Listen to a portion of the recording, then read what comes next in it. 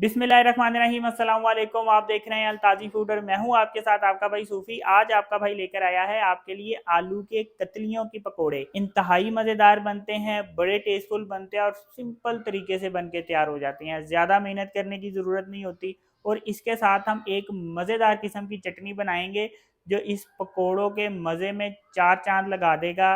बड़ी मज़ेदार ये रेसिपी बनके तैयार होने वाली है। लेकिन वीडियो शुरू करने से पहले आपसे रिक्वेस्ट है कि अगर आप मेरे चैनल पर नए हैं तो मेरे चैनल को सब्सक्राइब कर लें, क्योंकि आपका भाई लाता है आपके लिए रोज़ाना बड़ी ही मज़ेदार किस्म की रेसिपी। तो चलें फिर शुरू करते हैं।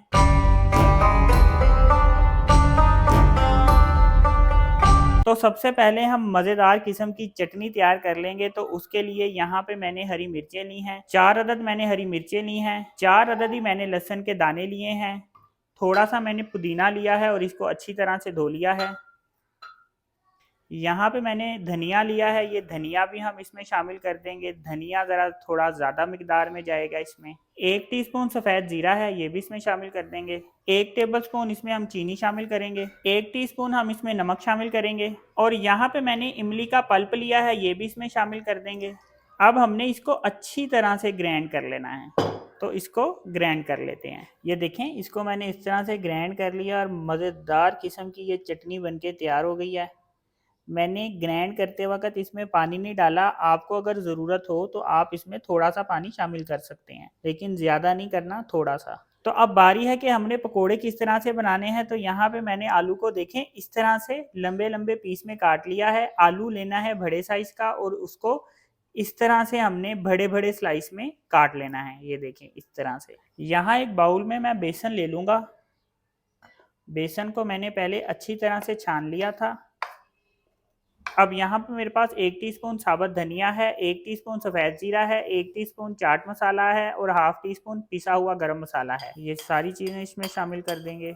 1 टेबलस्पून मेरे पास यहाँ पे चावलों का आटा है, ये भी इसमें शामिल कर देंगे। ये हमारे पकोड़ों को बड़ा क्रिस्पी बनाएगा, इसलिए ये ज़रूर शामिल करना है। यहाँ पे मेरे पास 1 टेबलस्पून कुटी हुई मिर्च है, 1 टेबलस्पून नमक है, 1 टेबलस्पून कश्मीरी लाल मिर्च है, हाफ टीस्पून लाल मिर्च है और हाफ टीस्पून हल्दी है।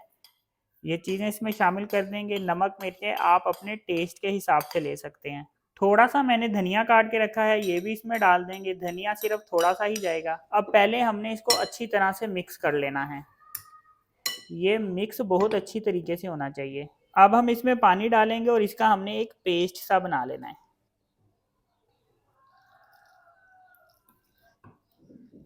ये देखें, इसको हमने इतना गाढ़ा रखना है, बहुत ज़्यादा पानी की तरह पतला भी नहीं है लेकिन हार्ड भी नहीं है। तो हमने इसको इतना ही स्मूथ बना लेना है। अब मैं आपको बताता हूँ कि हमने इसको फ्राई किस तरीके से करना है। अब यहाँ एक कढ़ाई में मैंने ऑयल ले लिया है। ऑयल थोड़ा गर्म होता है तो फिर इसमें हम पकोड़े फ्राई करेंगे। तो अब हमने पकोड़ों को फ्राई कर लेना है, लेकिन सबसे पहले क्या करेंगे कि इसमें एक दफ़ा हम इस तरह से चम्मच फेर लेंगे ताकि ये दोबारा से अच्छी तरह से मिक्स हो जाए। ये आलू हम पकड़ेंगे इस तरह से, इसमें हम ऐसे करके डिप करेंगे। इस तरह से देखें, डिप करेंगे और ऐसे करके हम ऑयल में डाल देंगे।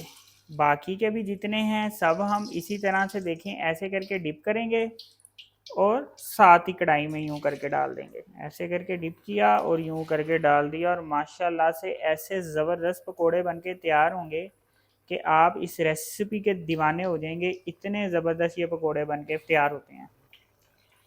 पकोड़े डालने के बाद एकदम चम्मच फेर के हमने इसको हिलाना नहीं है, पहले हल्का सा फ्राई होने देंगे, उसके बाद हमने इसको चम्मच डाल के हिलाना है और पलटाना है। तो देखें पकोड़े खुद ही ऊपर आ चुके हैं। अब हम इसको इस तरह से पलटा लेंगे ऐसे करके। ये देखें, तो पकोड़े फ्राई हो चुके हैं। ज़्यादा टाइम नहीं लगता, तकरीबन 4 से 5 मिनट में ये फ्राई हो जाते हैं। तो ये देखें जी कितने ज़बरदस्त फ्राई हुए हैं। ये देखें जी माशाल्लाह। ये देखें, दोबारा इस तरह से इसको पूरा डिप करना है अच्छी तरह से और ये कढ़ाई में डाल देना है।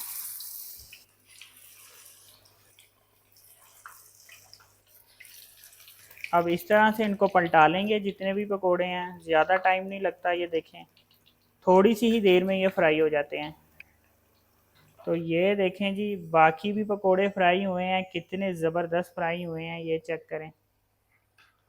तो ये देखें जी माशाल्लाह कितने ज़बरदस्त फ्राई हुए हैं, ये चेक करें।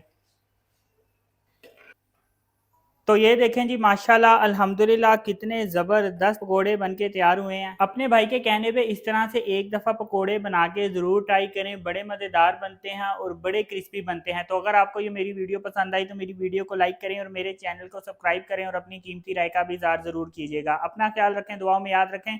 अपने भाई को इजाज़त दीजिए, फिर मिलेंगे एक नई और मज़ेदार रेसिपी के साथ। अल्लाह हाफिज़।